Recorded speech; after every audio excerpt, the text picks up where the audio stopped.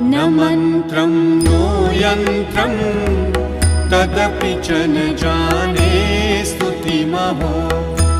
न चाह्वानं ध्यानं तदपि च न जाने स्तुतिकथाः न जाने मुद्रास्ते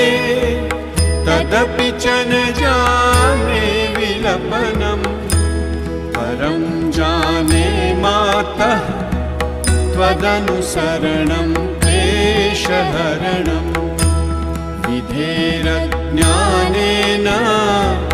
द्रविणविरहेणालसतया